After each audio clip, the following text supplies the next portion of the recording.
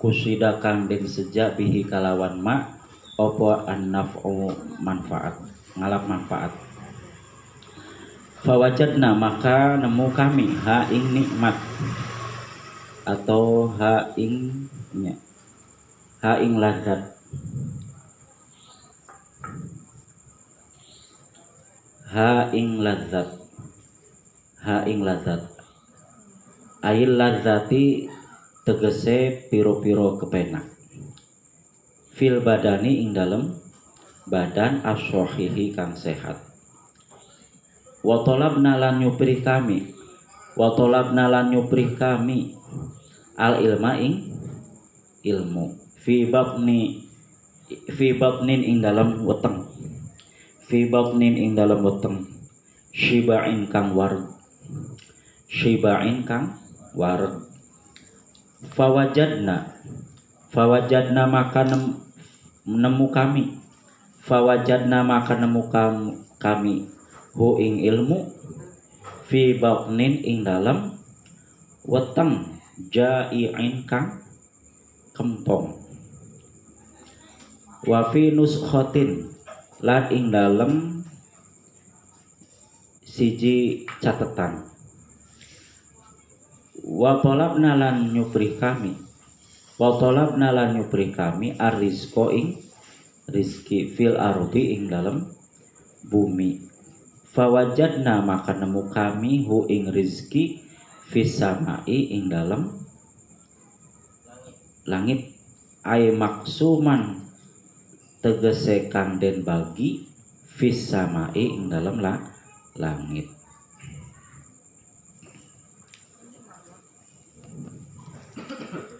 Makalah yang ke-29 yaitu diucapkan oleh Imam Hamid Al-Lafaf rahimahullahu. Kata Imam Hamid Al-Lafaf, arba'atun tolabnaha fi arba'atin fa akhto'na turuqaha fawajadnaha fi arbatin ukhra tolabnal ghina fil mali fawajadnahu fil qanaati wa tolabna rohata fi sarwati fawajadnaha fi qillatil mali wa tolabna ladzati fin ni'mati fawajadnaha fil badani sahihi wa talabnal ilma fi batnin shiba'in fawajadnahu fi batnin ja'i'in. Kata Imam Hamid Al-Lafaf,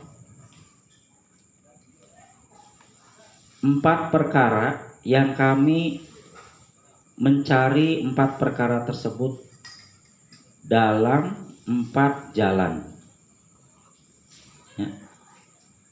Ada 4 perkara yang kami mencarinya di dalam dengan 4 jalan.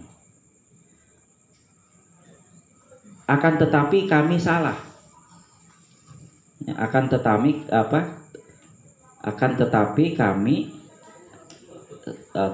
keliru atau salah mencari jalan tersebut.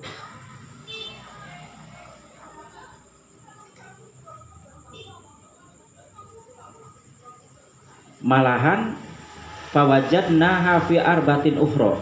Malahan kami menemui 4 perkara tersebut di dalam jalan yang lain. Akan tetapi kami menemui jalan tersebut di dalam jalan yang lain. Yang pertama, talabnal ghina fil mali fawajadnahu fil qanaati. Kami mencari kekayaan, mencari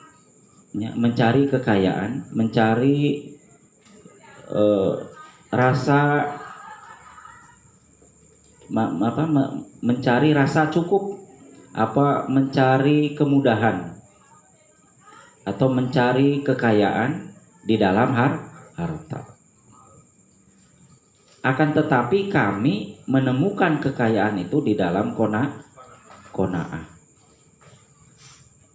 lagi diulang. Yang pertama, kami mencari kekayaan atau kemudahan, kecukupan di dalam harta.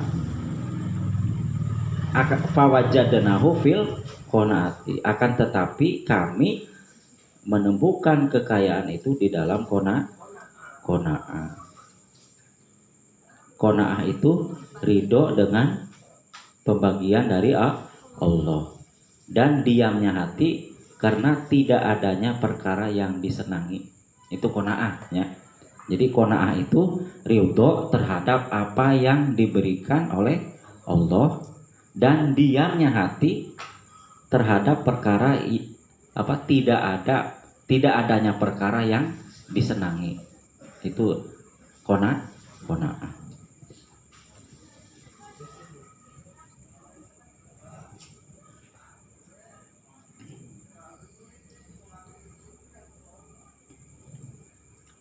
Dalam Islam itu, dalam Islam itu tidak dilarang untuk kaya. Tidak dilarang untuk kaya. Selama kekayaan itu yang pertama diperoleh dengan cara yang halal dan diperoleh dengan cara tidak menyampingkan kewajiban-kewajiban yang lain. Jadi mencari harta itu kan, kalau ingin mencari harta yang banyak berarti harus gigih, harus kerja keras. Nah, kerja keras di dalam menuntut harta itu tidak menghalangi kewajiban-kewajiban yang lain. Dan ketika mendapatkan harta,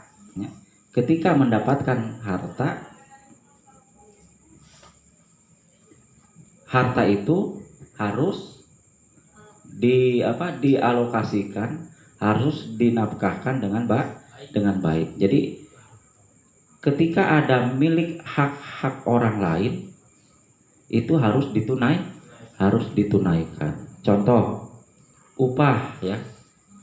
Orang kaya itu rentan dalam mengupah karyawannya.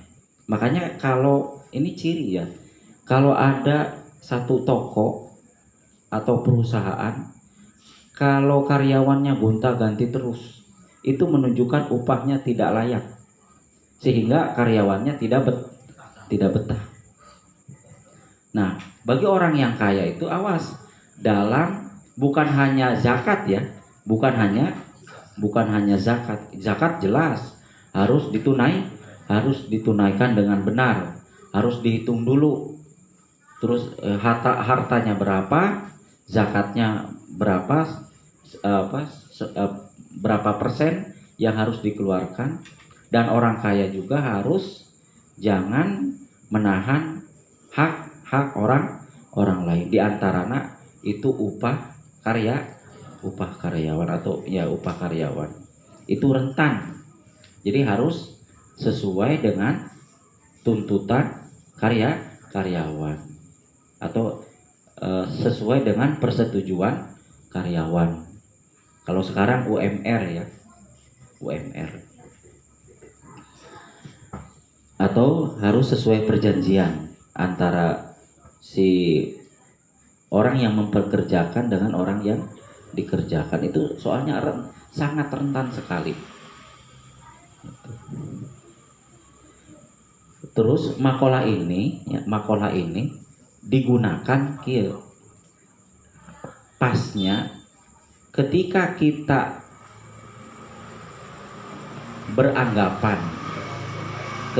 beranggapan bahwa kekayaan itu akan memudahkan segala sesuatu. Ketika beranggapan bahwa kekayaan itu akan mudah mendapatkan sesuatu, akan memudahkan segala sesuatu, itu jangan berpikir seperti itu. Sebab ketenangan jiwa itu bukan ada pada kekayaan. Awas, ketenangan jiwa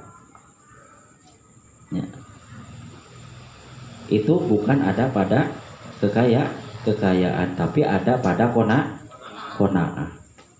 Sebab Tidak semua orang mampu membawa harta yang banyak. Kalau bagi orang yang soleh dan dikaruniai harta yang banyak, itu akan lebih mulia daripada orang miskin yang ahli ibadah. Ya. Orang kaya yang soleh itu kedudukannya akan lebih tinggi daripada orang miskin yang ahli ibadah. Sebab orang kaya yang soleh itu akan lebih banyak memberikan manfaat daripada orang miskin yang sabar. Artinya, sebab apa? Nilai kemanfaatannya akan lebih luas, maka akan lebih mulia orang kaya itu. Sebab bagi orang kaya yang soleh itu akan ada banyak bentuk ibadah yang ada pada dirinya. Pasti ibadah, sabar pada kaya pasti ada. Terus memberikan harta kepada orang lain, menolong orang lain lebih banyak. Sementara orang miskin yang rajin ibadah, paling ibadah ritual dan sabar.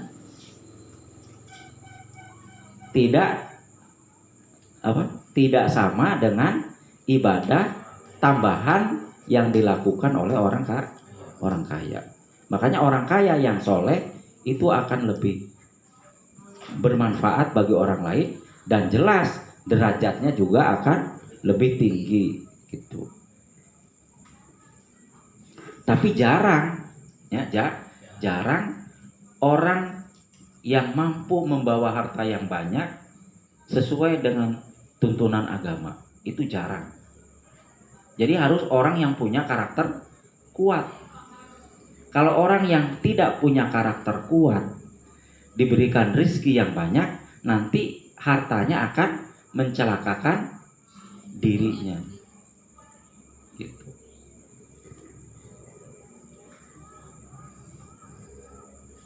Tapi bukan berarti hidup itu harus miskin. Hidup itu harus apa adanya. Kalau memang mampu membawa harta yang banyak, itu lebih baik orang Islam itu menjadi orang kaya. Ya, lebih baik jadi orang kaya.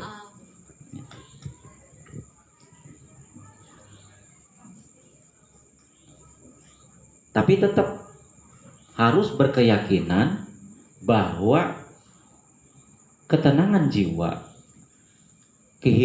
kekayaan yang sesungguhnya tetap ada pada qanaah. Orang miskin bisa tidak qanaah kan? Susah dengan kemiskinannya. Orang kaya tidak qanaah bisa karena merasa kurang terus. Jadi tetap orang miskin harus qanaah dengan apa yang Allah berikan kepadanya, dan orang kaya pun tetap qanaah dengan apa yang Allah berikan kepadanya. Tetap sekaya-kayanya manusia tidak akan melampaui nafsunya. Tetap bagi orang yang paling kaya sedunia pun, tetap kalau tidak ada sifat qanaah, tetap masih kurang gitu. Jadi tetap bahwa yang memberikan ketenangan itu tetap ada pada qanaah, baik pada orang miskin ataupun pada orang kaya. Jadi dua-duanya tetap harus qanaah. Jadi sifat kaya yang sebenarnya menerima apa yang Allah beri, ridho dengan apa yang Allah beri, dan diamnya hati terhadap sesuatu yang tidak adanya sesuatu yang disenangi, itu ada namanya qanaah. Sebab orang miskin tidak ada sifat qanaah, susah hatinya, Orang kaya pun tidak ada sifat qanaah, tetap hatinya susah. Jadi tetap kekayaan itu ada pada qanaah, bukan pada banyaknya harta.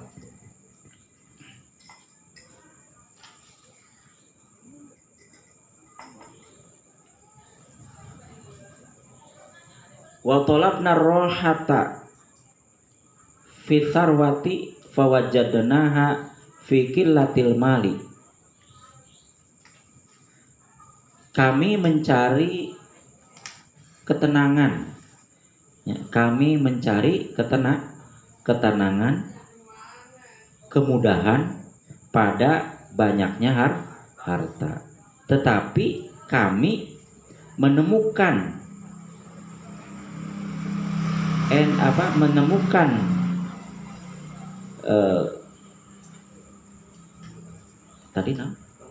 kemudahan itu pada sedikitnya harta. Terus jangan beranggapan, kan ini di sini makolahnya, kami menuntut rasa enak, rasa mudah, segala mudah gitu ya, di dalam banyaknya harta. Tetapi kami menemukan hal itu di dalam sedikitnya harta. Maksudnya jangan beranggapan bahwa segala kemudahan, segala fasilitas, segala bentuk kemudahan itu ada pada banyaknya harta. Akan tetapi kemudahan, tenangnya tidak terlalu sibuk itu justru adanya di sedikitnya harta. Sebab dalam konteks orang yang makin banyak hartanya, maka dia akan semakin sibuk. Nyata.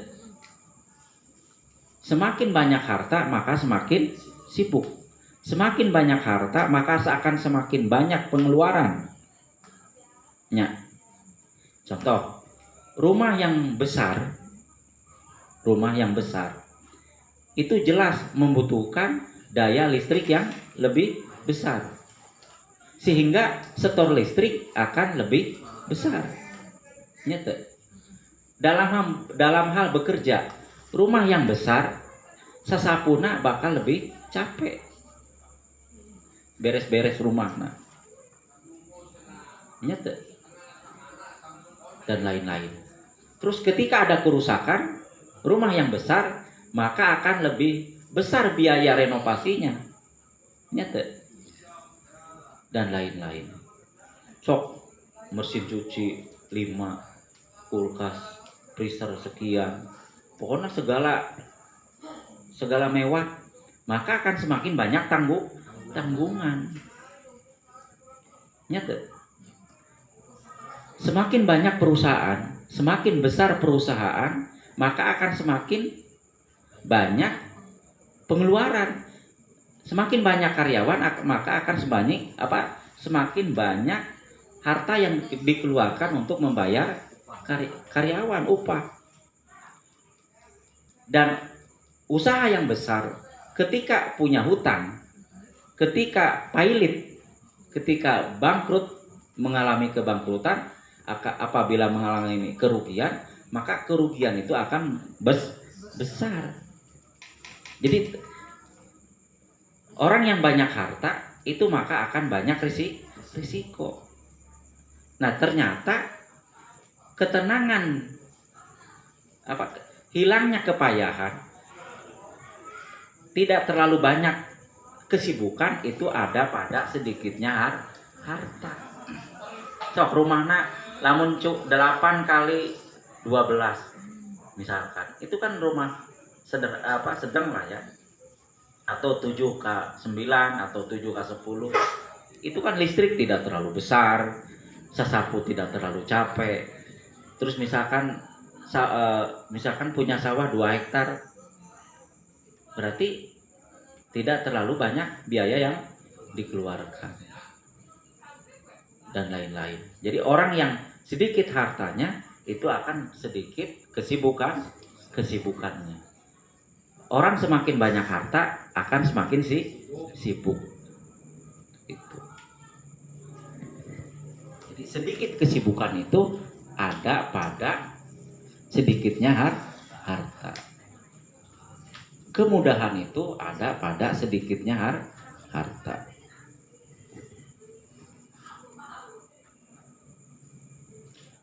Wa talabna ladzatal basara. Wa talabna ladzati fin ni'mati fawajadnaha fil badani sahihi. Kami mencari kelezatan dalam kenikmatan. Kami mencari kelezatan di dalam kenikmatan. Fawajadnaha fil badani sahihi. Akan tetapi kami menemukan kelezatan itu ada pada badan yang sehat. Jadi pada awalnya mencari keenakan itu ada pada nikmat. Makan yang enak, tidur yang nyenyak. Pokoknya baju yang mewah. Mencari kelezatan itu dalam hal-hal kenikmatan. Akan tetapi pada dasarnya kenikmatan itu ditemukan pada badan yang sehat. Kalau badan yang sehat, makan apa saja enak. Tidur di mana saja enak. Jadi dan lain sebagainya. Orang yang sakit makan apapun yang mahal, yang enak tetap tidak enak. Orang sakit tidur di mana saja tidak enak. Jadi kelezatan itu ada pada badan yang sehat, bukan pada kenikmatan. Terus wa talabnal ilma fi babnin shiba'in fawajadnahu fi babnin ja'i'in. Kami mencari ilmu itu di dalam perut yang kenyang, akan tetapi kami menemukan ilmu itu pada perut yang lapar.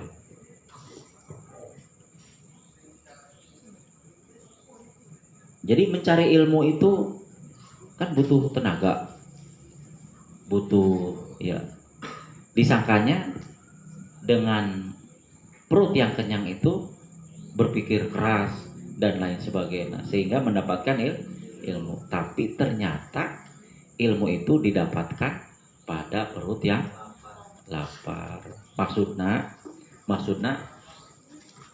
bagi orang yang menuntut ilmu, baik yang di pondok pesantren, baik yang di sekolah umum, SMP, SMA, ataupun sekolah perguruan tinggi, keberkahan ilmu, dapat ilmu yang banyak itu bukan dari fasilitas yang serba ada dan fasilitas yang serba mewah, bekal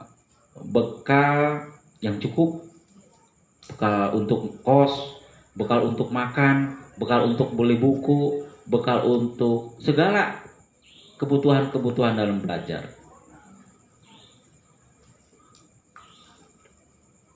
Tapi kadang-kadang bukan kadang-kadang malah mendapatkan ilmu dan mendapatkan keberkahan ilmu itu ada pada sifat prihatin.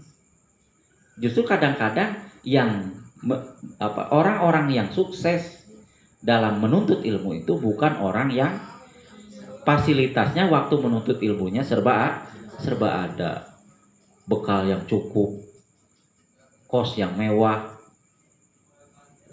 transportasi untuk ke sekolah mewah dan lain sebagainya. Justru orang-orang yang sukses itu yang ketika belajarnya itu prihatin. Maksudnya dalam keadaan perut kosong, sering puasa.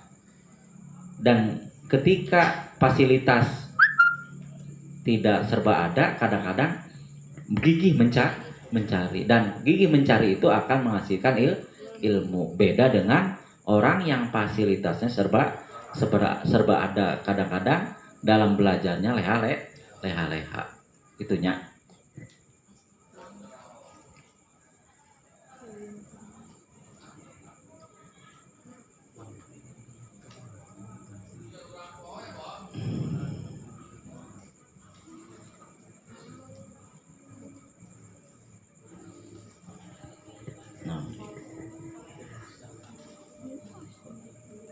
Aya pertanyaan.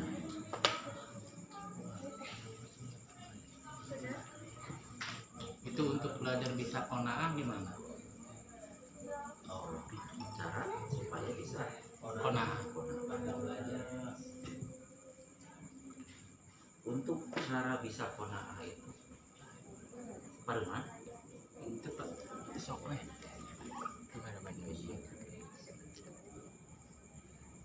Pertanyaannya lagi dijalankan. Pertanyaan jalankan. eta wae kamera wae Jalankan. HP mau ulah